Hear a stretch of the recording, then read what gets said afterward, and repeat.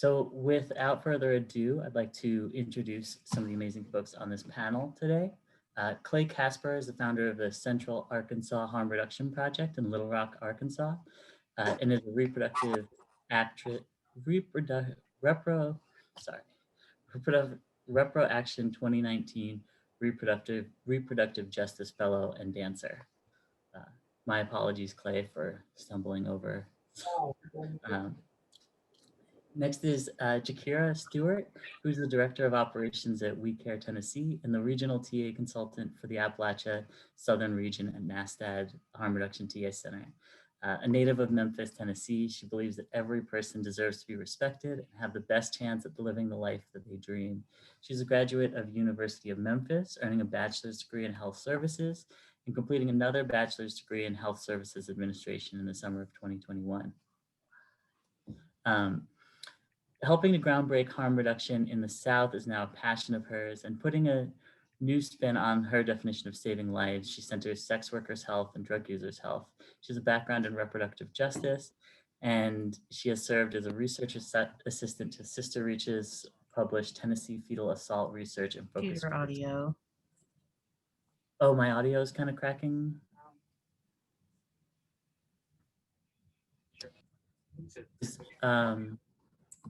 My apologies, y'all. I think it's pretty good. It's been good for me. Oh, okay, cool. Jakira believes in equity, and then last but certainly not least, Gina Misa, who's the Rural Outreach and Networking Coordinator at Harm Reduction Learning Network Initiative. Ms. Musa has worked in the fields of recovery and harm reduction since 2016. Prior to joining UNC IPRC, she worked at the North Carolina Harm Reduction Coalition as their linkage to care coordinator. In that role, she worked statewide to support NCHRC's participants in the process of connecting to health, wellness, and treatment recovery resources, with a focus on participants in rural and under-resourced areas. Through building relationships, Ms. Musa connected those in need to appropriate resources while providing hope and using a non-judgmental, person-centered approach. Ms. Musa is also an ex-sex worker, as well as a person who experiences STD and is currently in long-term recovery. Ms. Musa is currently a student at UNC Chapel Hill, as well as an employee whose work includes recruitment, interviewing, and qualitative, inductive, and deductive coding. Prior to working at NCHRC, Ms. Musa worked at Healing Transitions, providing wraparound services to people who have survived non-fatal opioid overdoses, as well as other traumas from substance abuse. Ms. Musa advocates for recovery and destigmatization of those fighting to become their best selves through the often challenging recovery process. Thank y'all all for being on this panel, and thank you to the now 55 folks who are joining us. So without further ado, well, actually, I will say one last thing. My pronouns are she, her. And so if y'all want to do your pronouns before jumping in to our initial discussion, I'd like to kick it over to the panelists to talk a little bit about your current work, especially looping in or integrating services for sex workers into harm reduction, or vice versa. This is incredibly important work and something I think that is close to all of our hearts. So without further ado, I'd love to turn it over to, I'll go in order of Zoom screen and turn it over to Gina. Hi, everybody. My pronouns are she, her. I currently work at UNC IPRC. I really hate bios and I hate to hear people say what I'm doing, but I appreciate you working through that, Allison.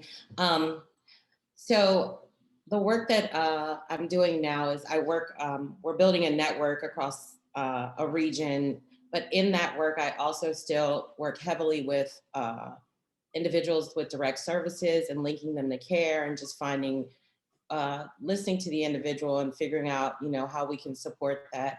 The one thing that I'm working on the most right now in reference to sex workers is polling and asking questions to practitioners down here to find out what we need and how we need to do this, and also speaking to participants to find out how we can engage the community more so.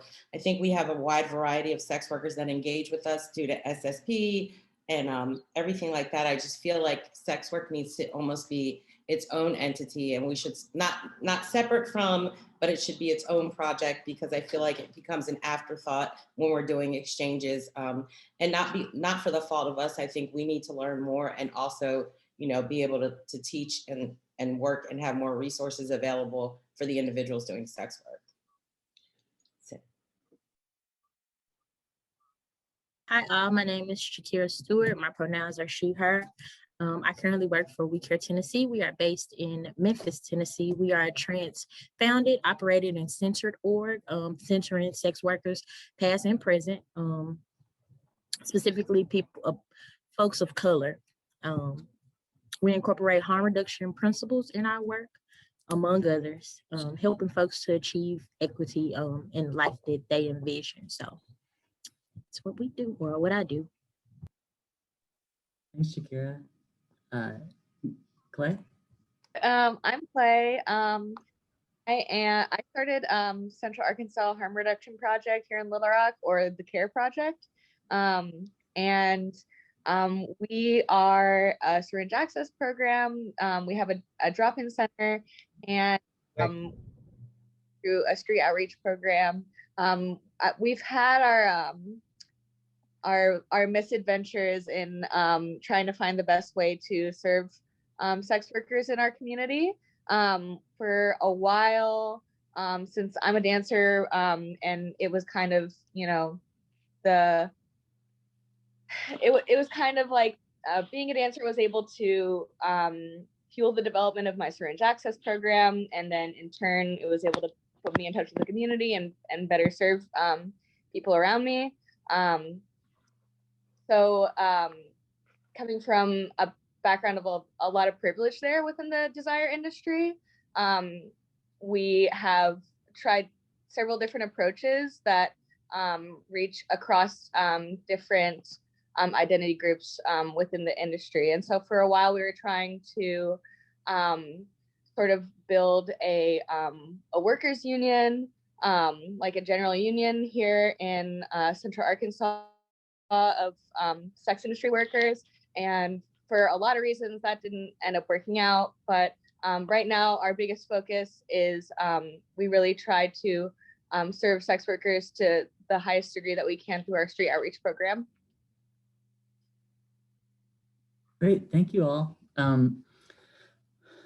It's so great to be talking about all the wonderful work you're doing, especially in the South, which I guess goes without saying because we're all lucky to be Southerners here.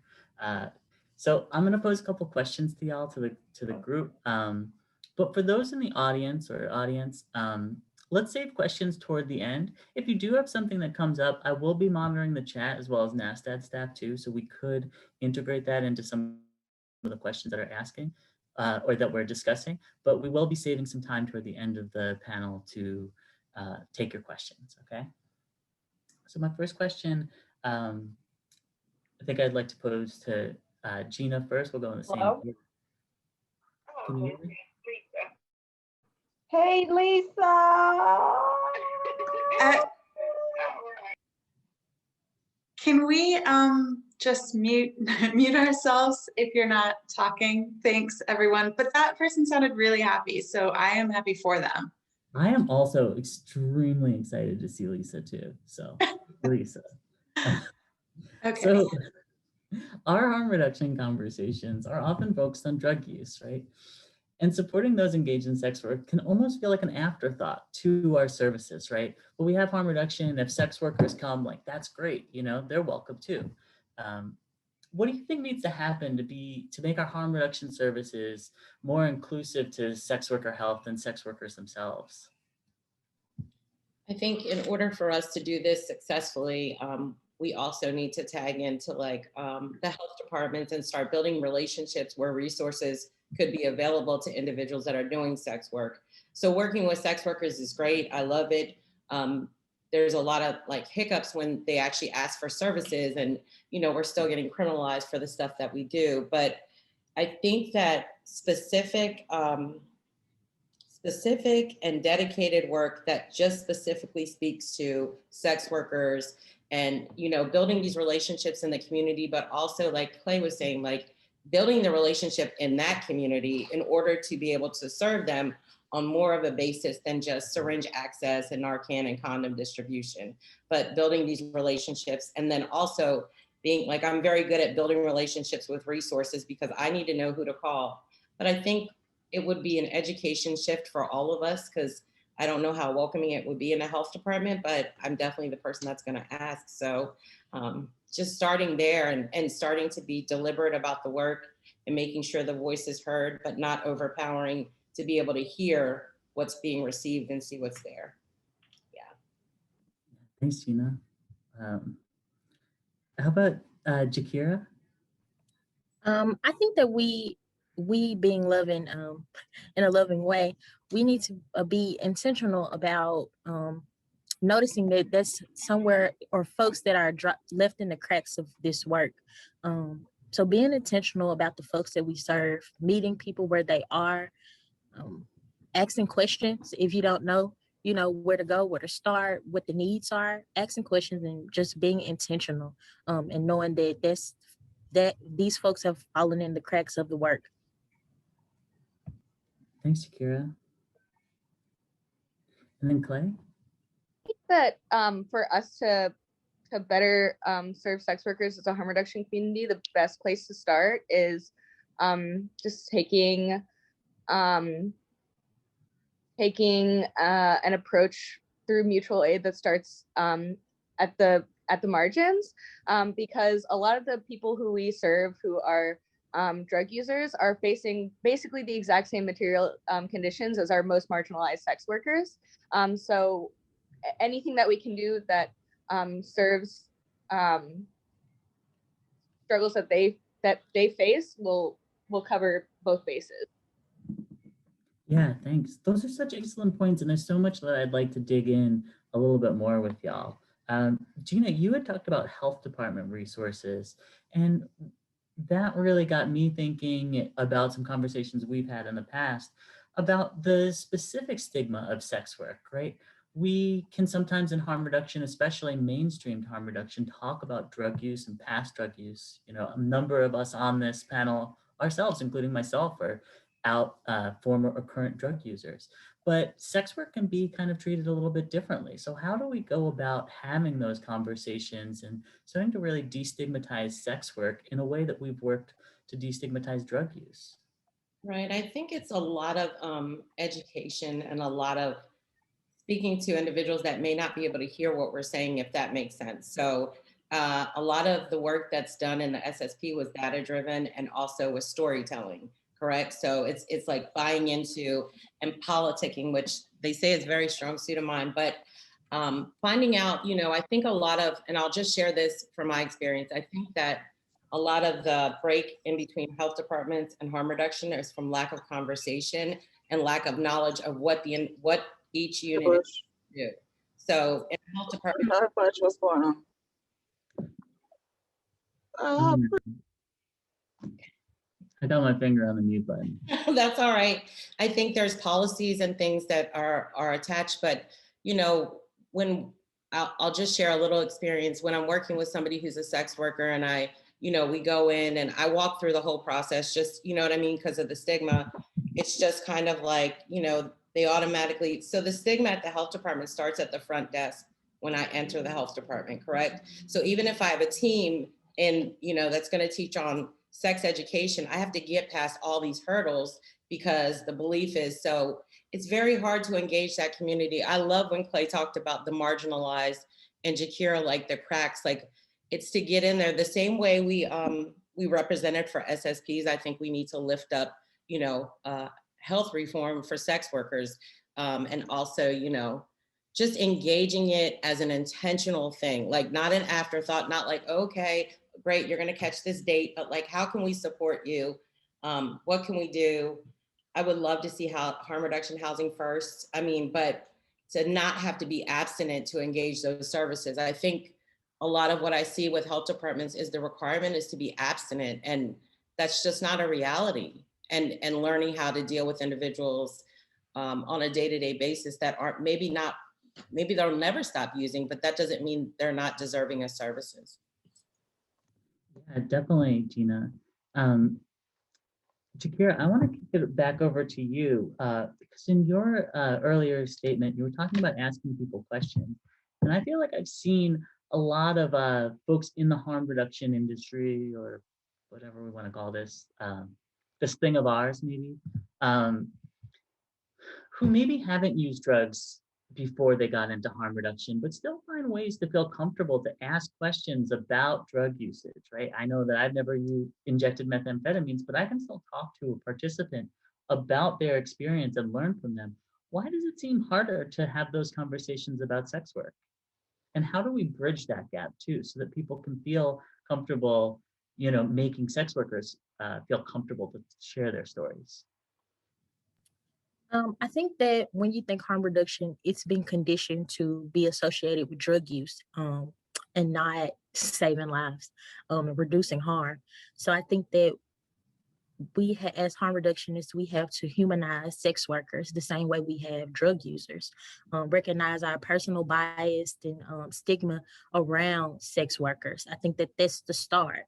Once you become comfortable with, with folks and your own personal, ignorance to the subject, then you don't have a problem with asking questions that you just don't have the answers to. I think that that's just the main thing. We have to reverse the way that we look at the work that we do, to involve people who we're just missing. The focus has been so long, I feel, drug users, that that's where our mind goes first. And that's what we're also portraying to the community when we come into areas like the South. In places where it's unknown, where harm reduction is not known, and we kind of push that a little bit unintentionally. And so we have to recognize that we're, what we're doing and the harm that we're causing when we create this personal bias about the work that we do. Yeah, totally, Jakira. Thank you. Clay, I want to kick it back over to you to talk a little bit more about this, especially something that Jakira kind of touched on, which is that, we can be focused on one topic, right? And sometimes in the health service provision, harm reduction service provision, there can be almost a dynamic of, well, I'm a professional here.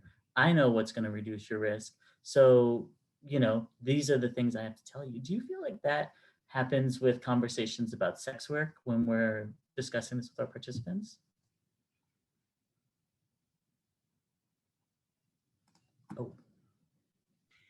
Thank you. I think that my personal experience with my organization, since I don't really work at a health department per se or anything like that. I work at a very tiny SSP that is run by basically all sex workers and non-binary lesbians. So a lot of us are coming from a place of lived experience with engaging in that kind of dynamic. And so I can't necessarily speak to the larger industry, unfortunately. But I will say that I think that there are much better outcomes when the care provider is just committed to understanding the client first, and then moving to finding solutions that are right for them, with an understanding that, if the client is not having their needs met, they're going to continue to keep taking risks. Yeah, that's so on point, so true. Thanks, Clay. I want to kick this one out just to the group, and whoever wants to tackle it first, but something that Gina said a few minutes ago about how we approach housing. And we talk about housing first for people who use drugs, that, we're trying to move away from this abstinence requirement toward housing. But do we still have that same kind of perspective around sex work? We can give you services as long as you agree to stop doing sex work. There is no, spectrum or harm reduction. So we want you to just stop altogether? And how does that also affect community and participants who that may be their only, or not their only, but one primary source of stability is being able to make money that they can define? Can I hop in on this one? Or was this question for a specific person? No, for all of you. Okay, I kind of got like lost in you asking the question, but I just wanted to hop in and bring a little policy perspective for anybody in the audience who is not really familiar with sex worker policy much. Basically, what's all across Northern Europe, there's this model that's really popular called the Nordic Model, in which there is a lot of basically reform around the criminalization of sex work with many conditions attached. And one of the more admired features among the Western world that watches this system would be these centers that are supposed to act as resources for sex workers under the condition that they stop doing this type of work. And basically, all research across the board shows that this model is more harmful to sex workers than it is helpful, because they will continue working unless they are given a real practical alternative that suits their needs. And not only will they continue working, but they will be pushed further into the shadows and be more in danger. That's all. Yeah, definitely.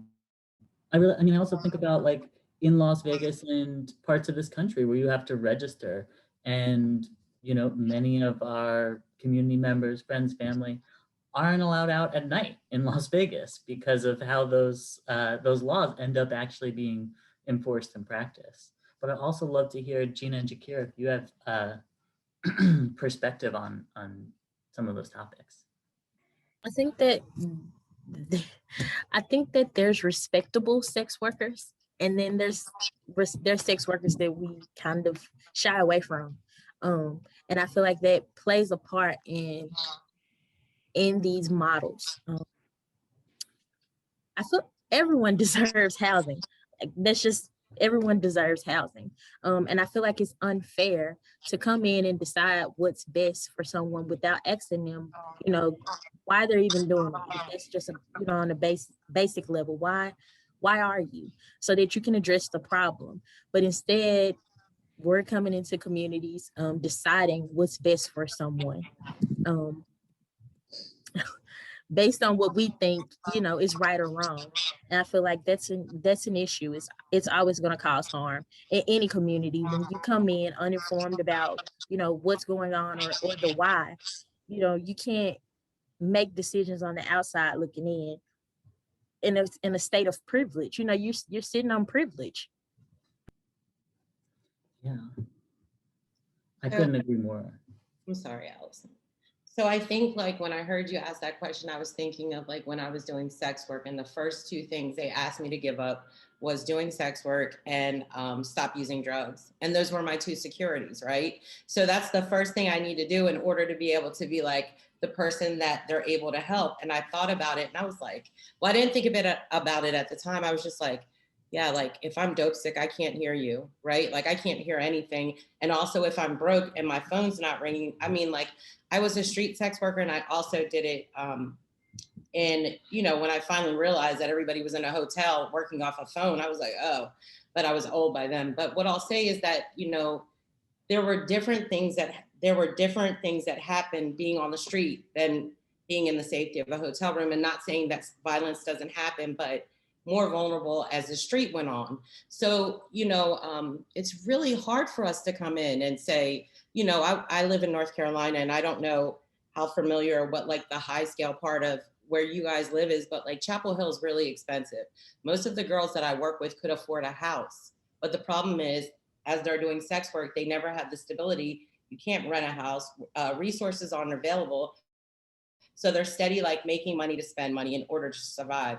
So I would love to see housing options, and then maybe we could work on other things. But until we start working on like the base needs that they ask us, not that we say, we're not going to get anywhere. Like, I was like, what? Stop doing what? For who? I mean, for what? What's the end goal, right? I can't get a job. I mean, maybe McDonald's. So I think like best practice for harm reduction is always to ask participants what they want and what, you know, how we can support them. And we should be having those conversations, not only with the participants, but for with the people that may or may not have the resources to help us provide that. Yeah.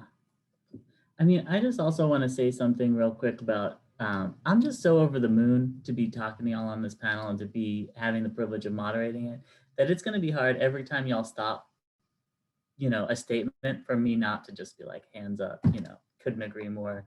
Like, I'm going to have a sore neck by the end of it from nodding along. It seems like we might have lost Clay. Hopefully we can, oh, I think I'm back. I'm so sorry. I know you're back. I can hear your voice. Okay, cool.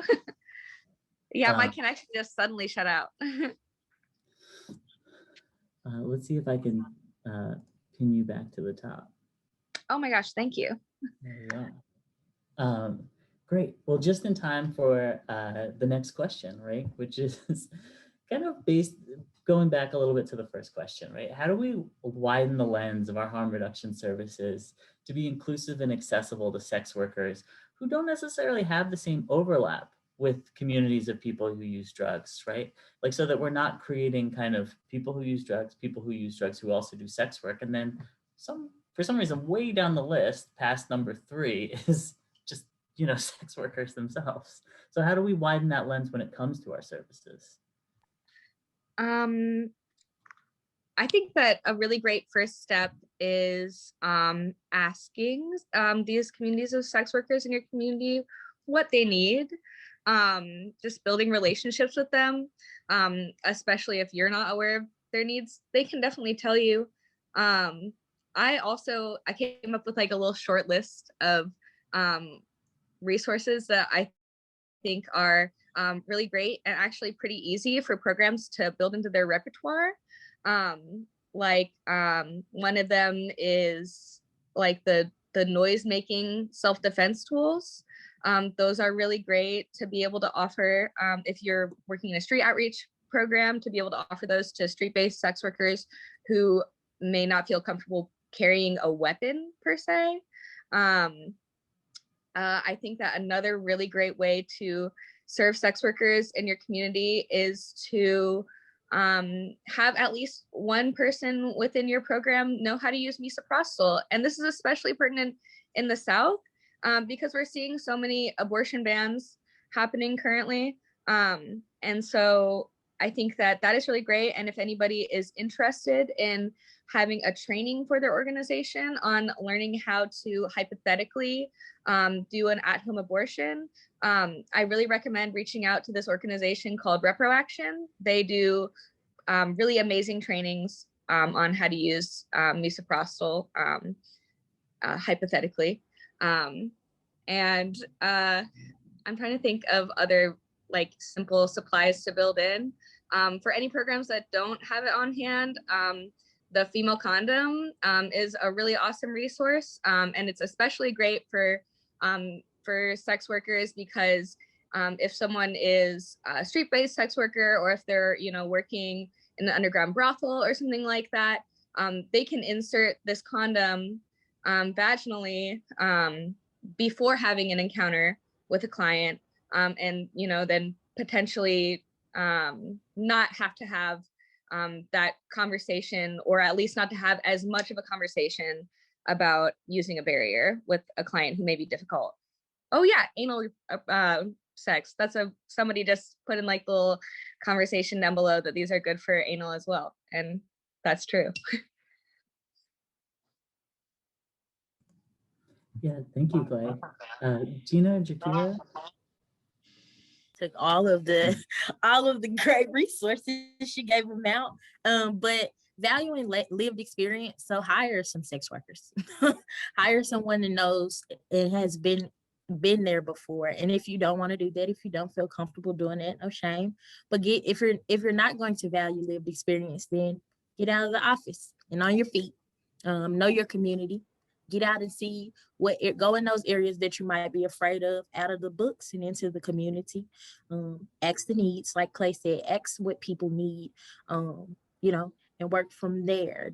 I feel like organizations get lost in data and numbers, and you focus so much on meeting, you know, goals for grants, for money, that you forget that there's work to be done all the time. So partnerships are important.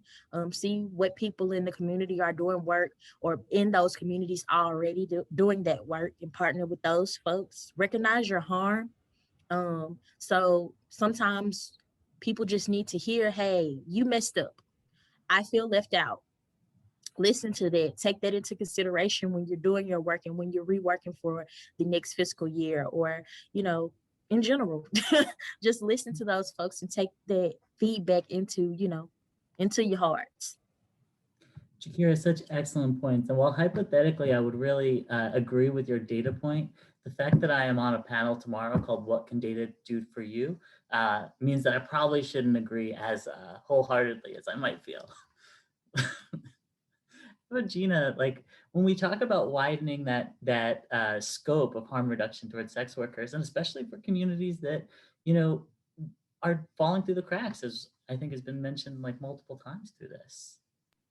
So if I'm being honest, for the work that's being done in the South, and anybody can, I'm only affiliated with North Carolina right now.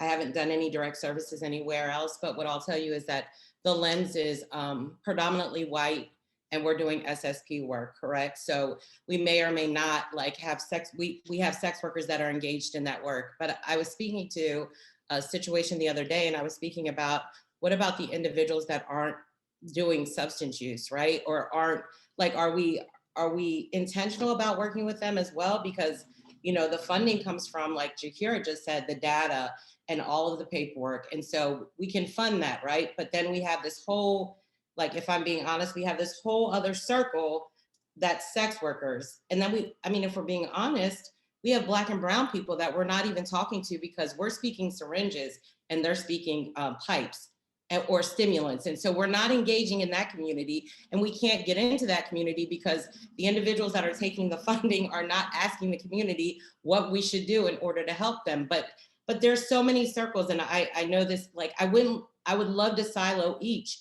but I think we need to start holding light and being honest about the fact that the SSPs in the South have predominantly been catered to white America, IV drug use.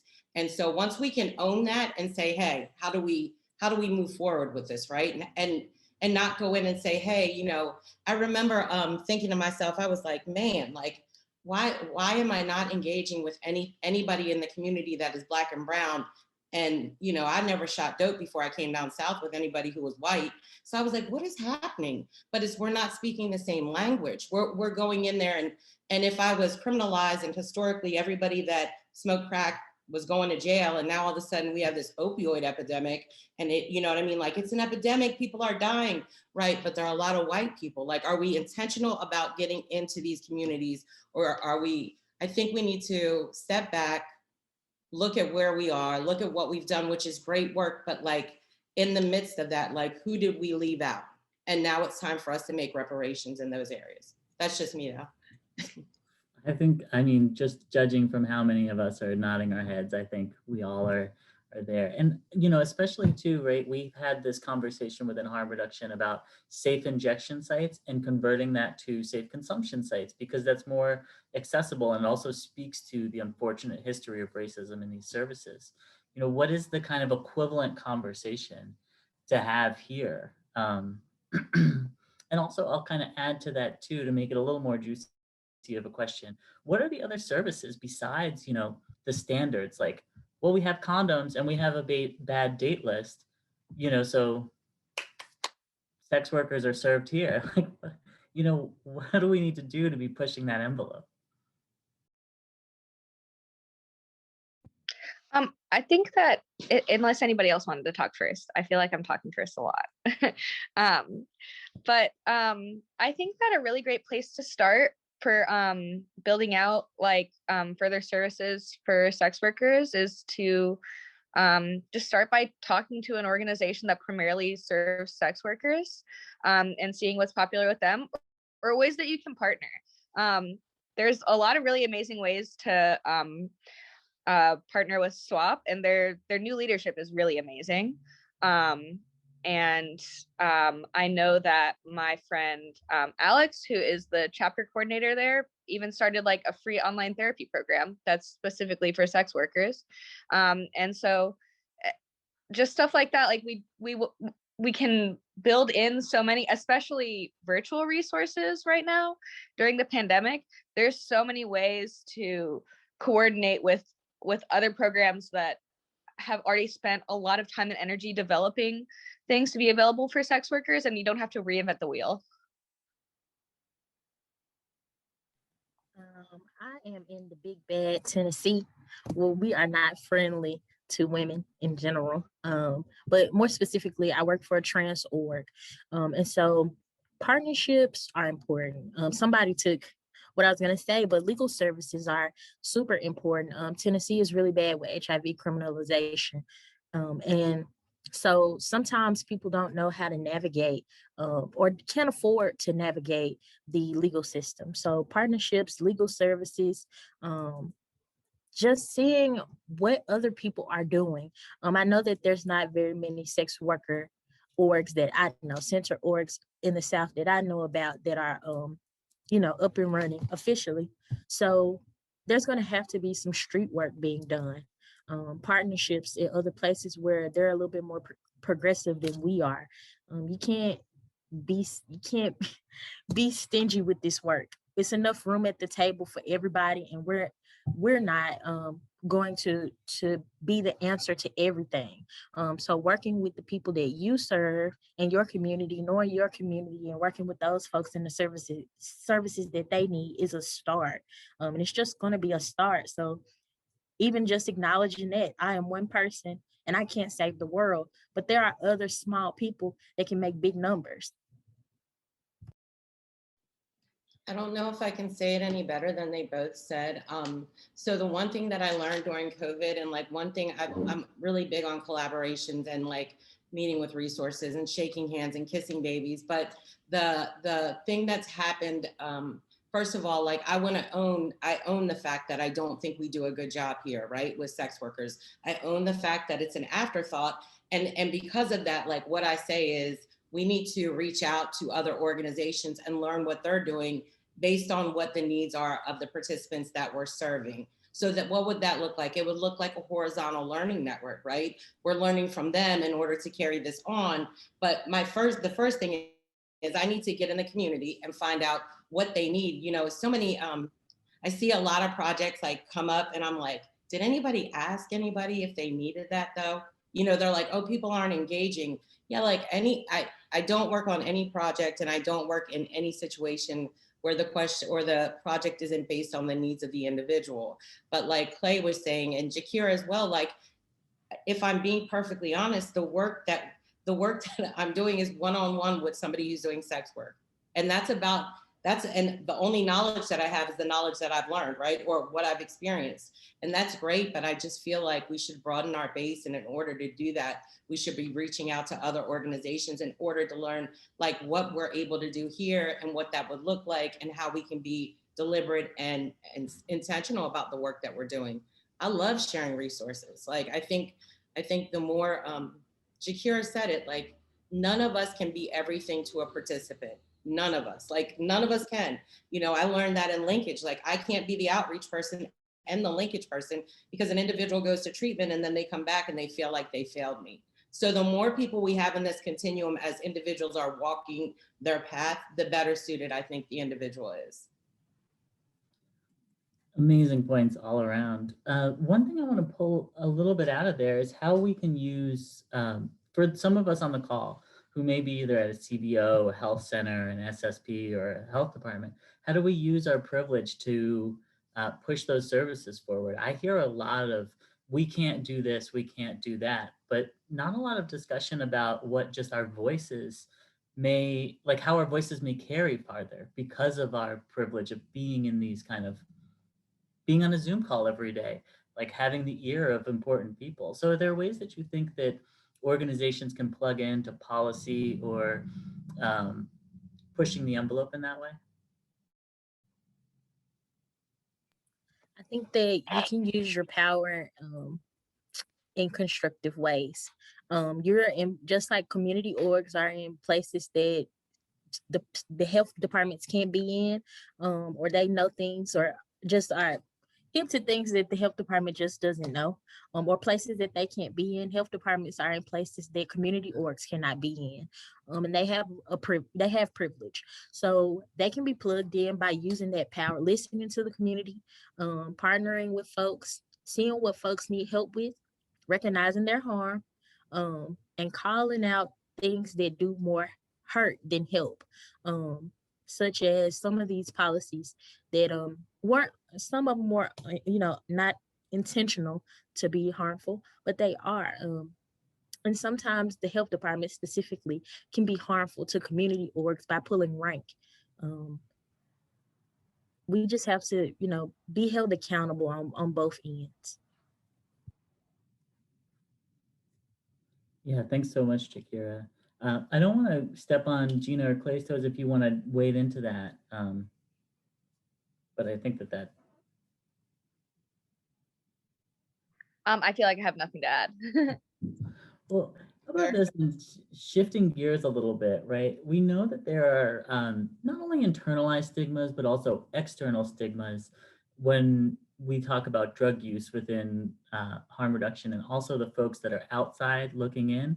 And I mean, I think specifically kind of a hierarchy of drug use and how that can reproduce bias and racism, right? We think about, and it's already been said by, I think, Shakira earlier about, and Gina as well, who's using the drugs that we're focusing on, right? Are we saying it's prescription opioids, non-prescription opioids, then methamphetamines, then crack cocaine?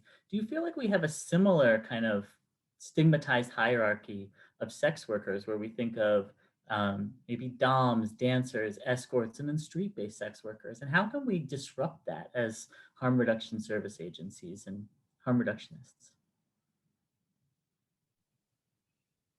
I think the first thing we have to do is own it.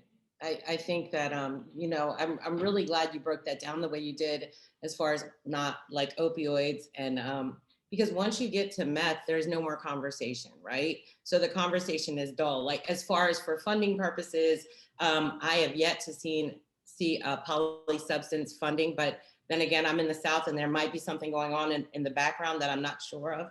But again, we're missing that gap. So when you say stripper, when you say dancer, when you say escort, I think of like somebody in a different light, right? Like these individuals, I mean, OnlyFans and TikToks and money everywhere. Like it looks very, very, very attractive to want to do these services. And then we talk about individuals who are doing street-based sex work.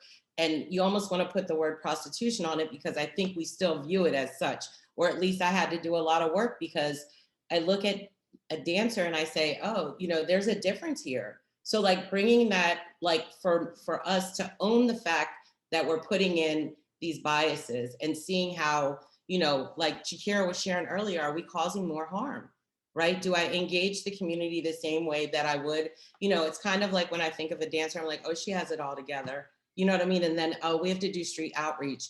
But, working on that internally, I would lie to you if I said that like everything feels the same. When I hear the word prostitution, it makes me think of dirty and grimy. When I hear the word sex work, it doesn't feel that way, right? I own that. I'm like, oh, okay, these individuals, and that's something I had to work through, but definitely like trying to figure out how we can pull everything together, like, and be one, like, but it's gonna, I think the first thing is we have to own the fact that we look at things, we're like, we're harm reduction. We love everybody. It's people first, but right now it's people first that are white, that are injecting drugs. That's people first, right? So we have to own the fact that like we need to, well, as an organization, we need to be more specific and deliberate and say, hey, listen, like you said, we missed the boat on this. So how do we get in there and like level the playing field? Absolutely. I'm glad we're recording this because I feel like this is something that I want to listen to every morning before I clock in. Jakira, I'd like to serve you up with a topic that is very close to my heart on this question, which is how those hierarchies also affect trans women and especially trans women of color. For instance, right, we don't see as many dancing opportunities for trans women that we do for cisgender women. Right. I think that touched on this a little bit earlier. There's definitely respectability when we talk about sex work. There's a line that people just cut off, when you talk about the spectrum of work. And I don't think that people realize that there is a spectrum of sex work. Social media, generation gaps have just made sex work be glamorized in some instances and shamed in others. And so specifically in my work, there's a lot of undoing that just has to be done in general, in so many ways. Because when you do, like Gina said, when you think about sex work, it goes to prostitution. And people, there's so much stigma around sex work just because that's just what people's mind go. And so prostitution is illegal in Tennessee, but sex work is not. And I think that the other piece is, I think that sex work is viewed as something that's for consumption, and those folks are not up for help. Um, people buy street workers all the time in their services and don't think twice about it. But when you look at those same people, when they have their hand out and they're asking for help, begging for help almost, we turn our back to them because we feel shame. Because we consume their services and we feel shame about that. And so we dehumanize them in a way that helps us feel better. And so we have to undo that. Great point. Clay, I'd like to serve you up on this question. Think more about as an agency that's getting started and being really inclusive of both communities from the start. Do you feel like that's something that is imposed on you by, other service organizations that you may be looking to work with or collaborate, in your working with communities that aren't our communities? What is imposed on us? That kind of hierarchy, internalized bias, racism. I wouldn't say that it's imposed on us by other organizations as much compared to just society as a whole. I do think that a lot of well-meaning people in just people who work with sex workers in general, a lot of very well-meaning people use a lot of different types of language that just glides by that is actually reinforcing of that hierarchy. I feel like maybe this will hit home for some people, maybe it won't, but I feel like I hear a lot of dialogue discussing sex workers as like healers in an attempt to, sort of humanize us and, bestow value upon us. But I actually think that language is pretty deeply harmful because, which sex workers are viewed as healers or helpful or having useful sex work is again going to be deeply racialized and divided by class. And so I think that just picking apart the language that we use can go a really long distance, especially while we're learning to unpack the biases that we're all dealing with. Excellent point. Another question I want to kick out for y'all to answer is about, just how we structure those services in general, right? Many of the organizations that we look to as examples for sex worker inclusive organizations like St. James Infirmary, HIPS, Women with a Vision, were either founded by sex workers or had sex workers key and crucial to the organization. Is it possible for agencies that aren't led by sex workers to still offer accessible and quality services? And if so, how? Partnerships? No, I'm joking, but I'm serious. Partnerships, dealing with those, I said that, touched on it a little bit earlier too. If you're afraid, or you feel like you're in a place like a health department where you feel like you just can't hire a sex worker, or it just can't be led, it can be informed, or you can directly fund those programs that do that work. And I know that that's touchy because people don't like to give up money, but you can fund programs that do that work, or it can be informed by sex workers. I don't think that we should oversaturate the ones that are doing it. I feel like they have their own work, and I don't think they want to be bombarded by everyone's, tokenizing in a way. So we should be very strategic and intentional about our partnerships. But it can definitely be sex worker informed. Well, Shakira, how does an agency like really bring folks in to paid staff positions who have that lived experience? I think of, when I hear some of your answers, there's an organization here where I live that was founded by primarily trans folks of color, trans women of color. And for years, anytime anybody needed a perspective of trans folks, they just went to Breakout, even if it was on, how to make coffee, or like how to do a cultural humility training for Bank of America.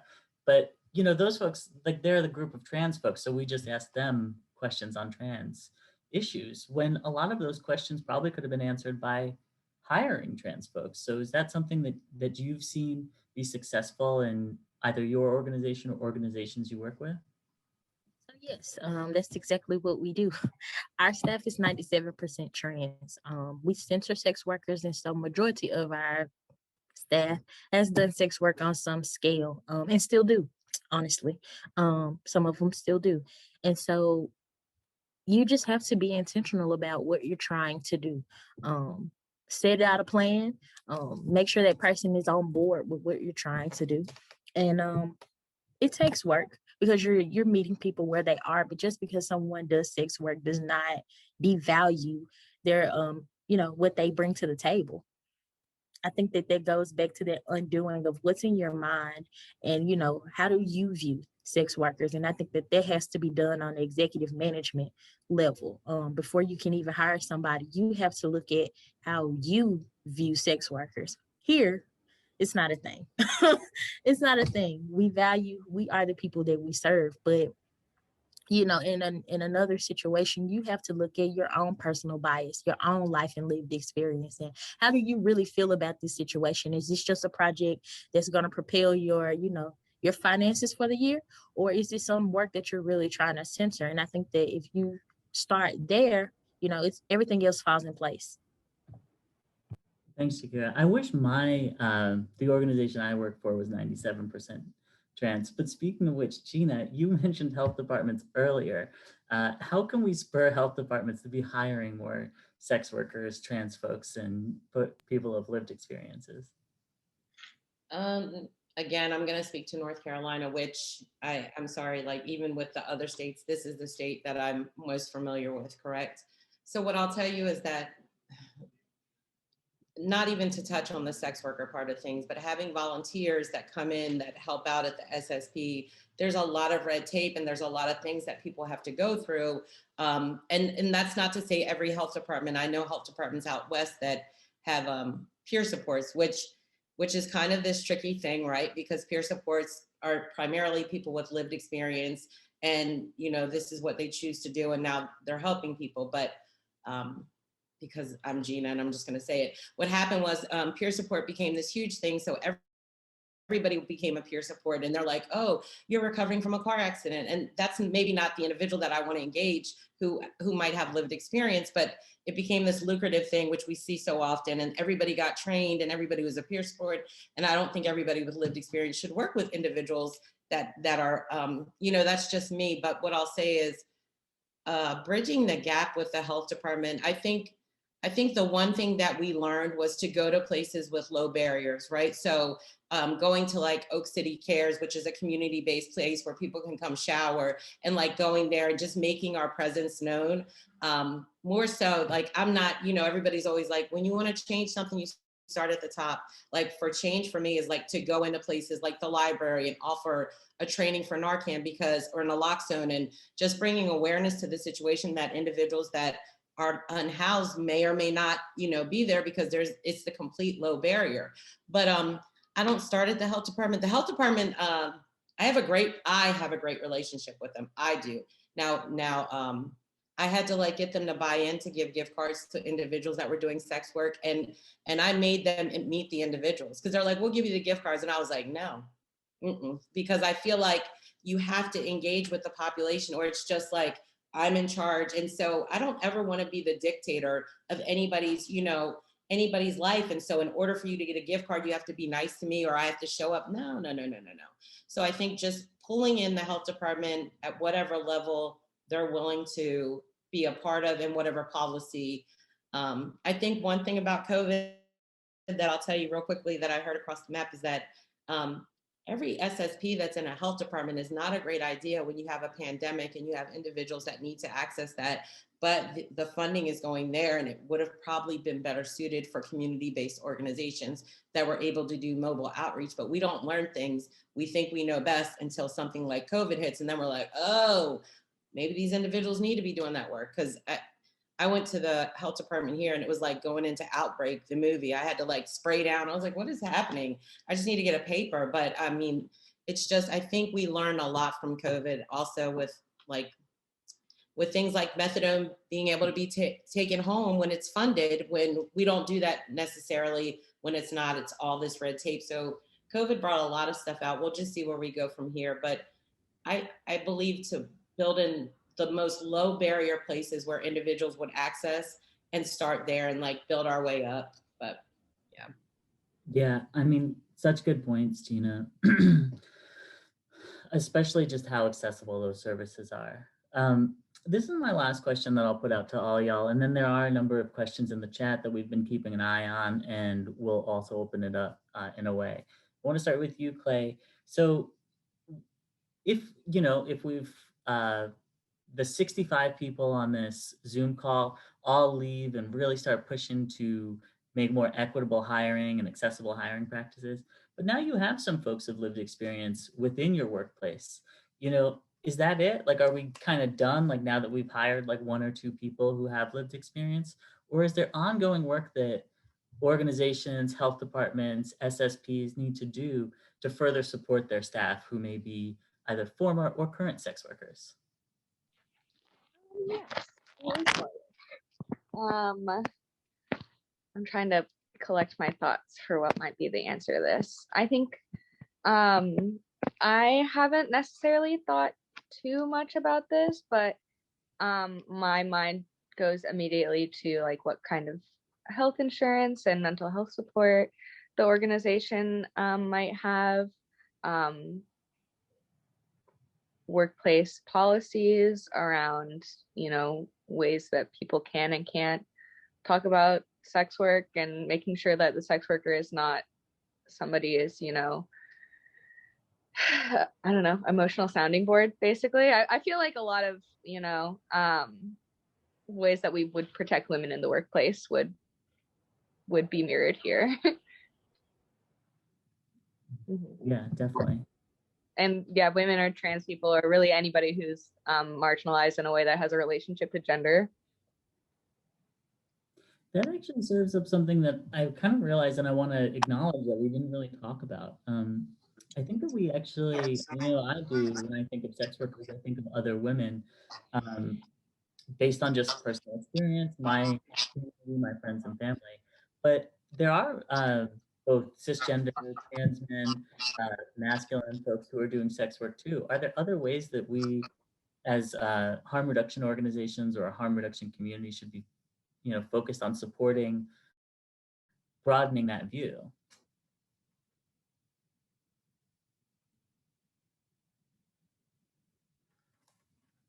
I also see that there's a couple of nodding heads up in the audience.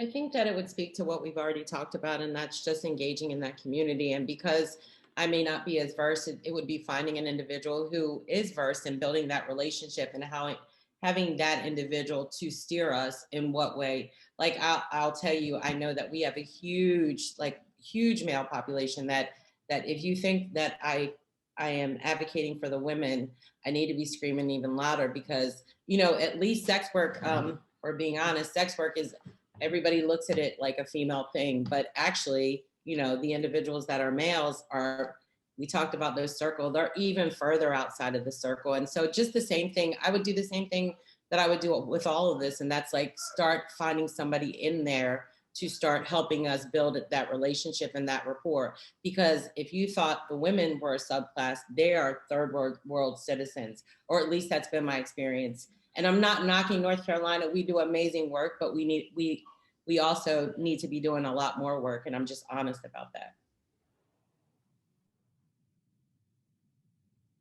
Oh, that was good stuff. Mirror, mirror, echo, echo.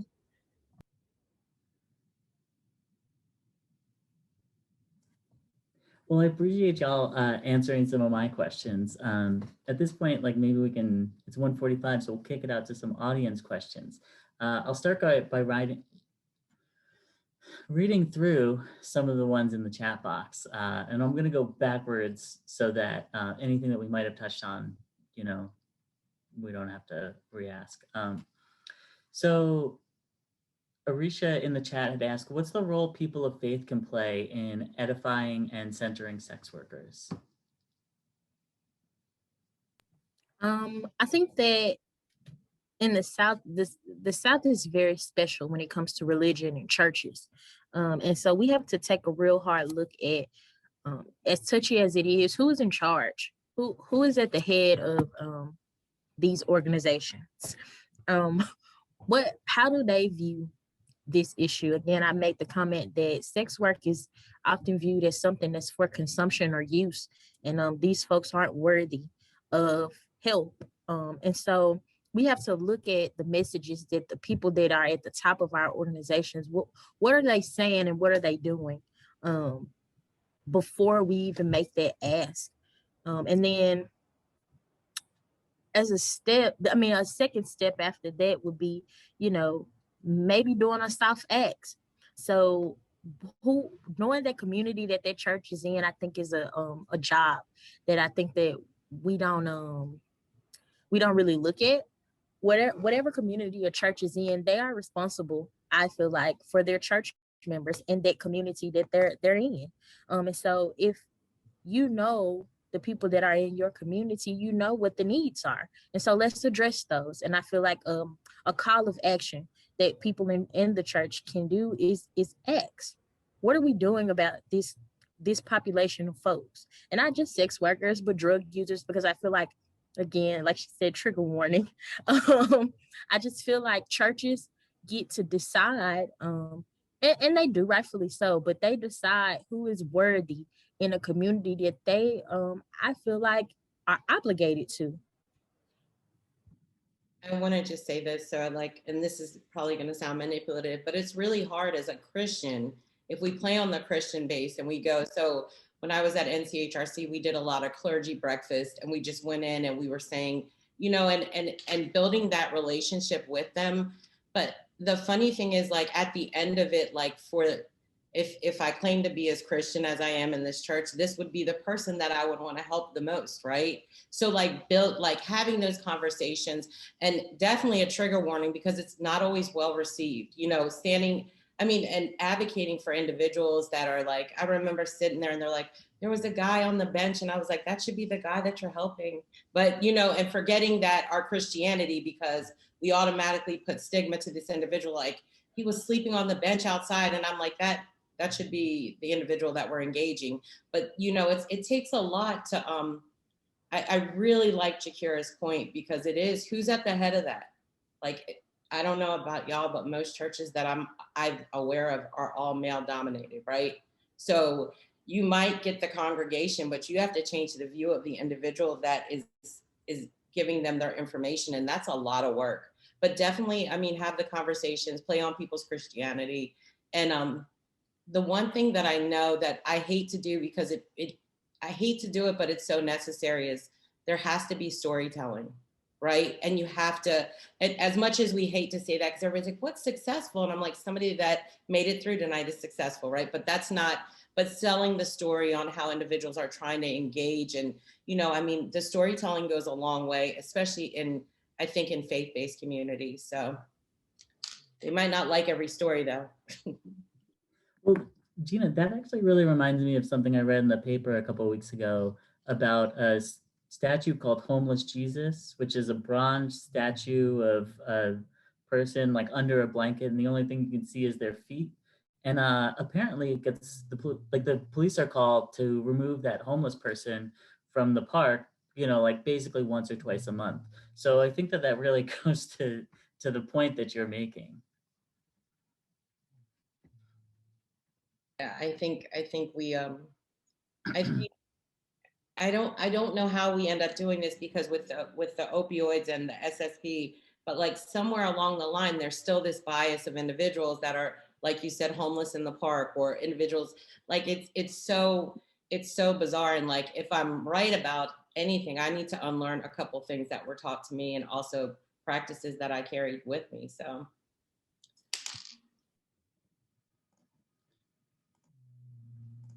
Yeah, definitely. I'm putting a link to Homeless Jesus in the chat. Hey guys, I just wanted to drop a line that I dropped in the chat, the information for Ripper Action. Pamela Merritt, who is one of the directors of that organization, she is really, really incredible, and has done multiple sex worker exclusive misoprostol trainings, and I highly recommend her. Okay, if I can scroll up, I have another great question in the chat that came in anonymously. What does it look like for y'all to incorporate anti-violence thinking and strategies into harm reduction work, especially for people who do sex work and may experience interpersonal and police violence? What does that look like for each of y'all? I know here at WeCare, we work with our local families. Well, they call it the Family Safety Center, but it is our county domestic violence facility org. We do trainings with the Memphis Police Department around transit. We help them to craft in their trans sensitivity training. We also kind of work with law enforcement on a smaller level, or we're beginning to. We help with and we pay for it. We have a program that pays for self-defense classes.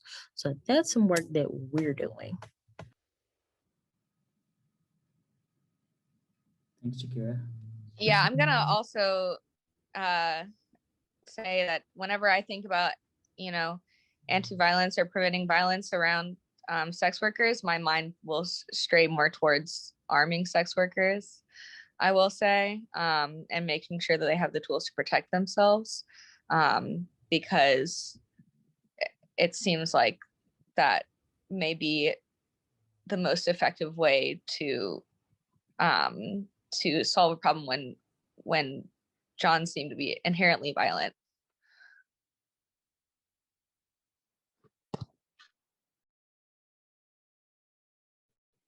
I'm gonna speak to this. So what's really, I don't think it's unique. We also work with Interact, and we work with Project Fight, and these are organizations, but the truth of the matter, and Durham Crisis Response, like there's a lot of places that we have these relationships.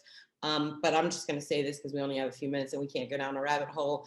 A lot of those anti-violence are targeted towards sex trafficking more than sex work. And so bringing those relationships and building out from that and saying, this person is as deserving of help than an individual, because the word trafficking gets thrown in there, and all of a sudden we have funding, we have housing, we have an extraction team, and like taken, and they're going to come get you. And so, just really, really like rebuilding like what we need to do for the individuals that are, I heard about the date list, and I was thinking about the way that North Carolina was structured. And so, it's my experience and my lived experience in Jersey and here, we're kind of just like these girls, nobody's formed up. I wouldn't even know where to go get a bad date list. And so I was thinking, would that be beneficial to the community that we serve, right? But I'm sure there's something that we could find from somebody else that would serve a purpose, and asking them. But yeah, the violence thing, I don't, no matter what anybody calls it, sex work, prostitution, date, escort, I think it's always going to be a thing, because there's always this thing inside of the other individuals, like you'll never call because you're going to be locked up anyway for the act that you're doing. So we need to work on that before we start, you know what I mean? But I love arming them. That sounds great, Clay. Couldn't agree with that more. Well, it's 1:56, so I want to leave this panel with giving y'all kind of an opportunity to just, final thoughts, or if you have something that maybe we didn't touch in the questions.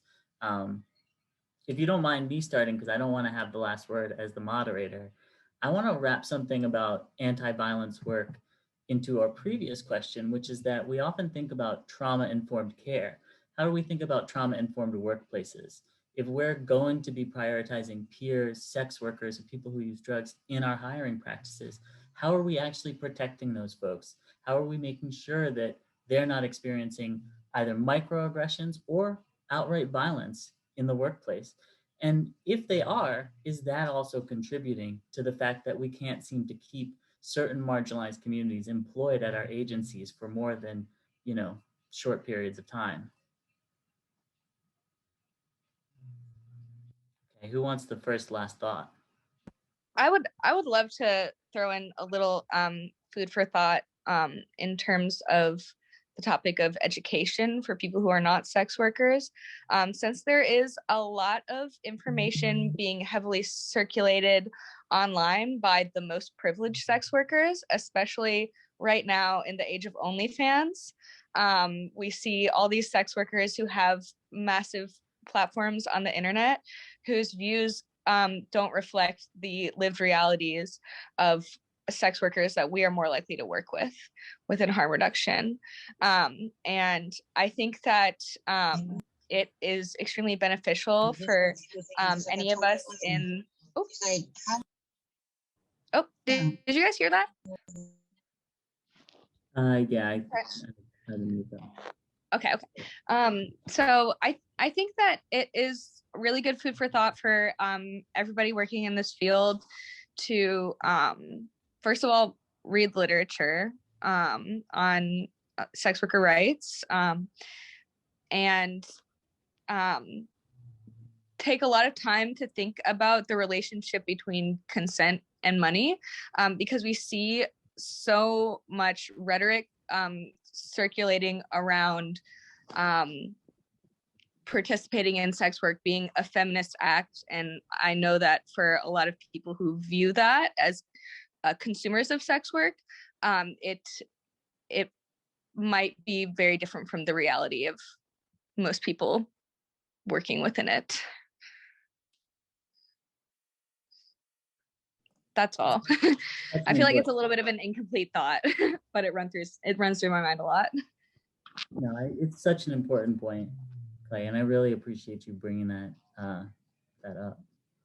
I agree. Shakira and I have had many conversations on what it's now with social media and our individuals that were actually engaging, and all of this. I was on a different presentation, and they really wanted to hear about OnlyFans and TikTok, and I was like, like this is not reality. But it's stress that, because that's what we see. We're glued to our phones all day, and it looks great, but these are not the individuals that maybe some of those individuals were on Backpage or whatever, it's Alligator Escorts, which is not the same platform. And so I think we get misconstrued, and just knowing who we're working with and opening up those avenues in order to reach the population, and not based off of, I wish I could demolish social media, but because the beliefs that are attached to that right now, like little girls, like not little, I'm not going to say that, but young women thinking that this is awesome. And I'm like, yeah, but it's so romanticized. The backstory is not as glamorous as what I put in this 1-minute video, I promise you. It's very romanticized. Yeah. And then, we see a lot of people who are in reality models claiming the title of sex worker. And I hope that's empowering to any individual who's experiencing that. But I think there is something to be said about harvesting a marginalized identity. Definitely. I also want to bring up something that got put in the chat for anybody who might be calling in. Michael, and I'm sorry, I don't know how to pronounce your last name. Discussed, we had talked about male sex workers too, and Grindr is a similar, social media phenomenon. He says that almost all of his younger men living with HIV who are clients play for pay. Yeah. Many homeless clients trade, and the whole line now is so blurry. Mhm. Grindr is definitely mainstream. Grindr is everywhere. I think that the attraction to it, to find out an individual is only so many feet away from you, and these interactions that you can have and then go away. But if we're gonna talk about social media and what we're doing, that definitely is a platform that is being used widely. Yeah. Thanks, Gina. And as we wrap up, Jakira, it looks like you will have the last thought, the last word.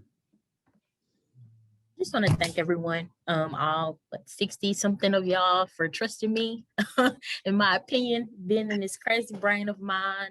I really am honored to sit beside Clay and Gina and Allison, all of the folks at NASTAD, and I am honored to be here. I'm honored.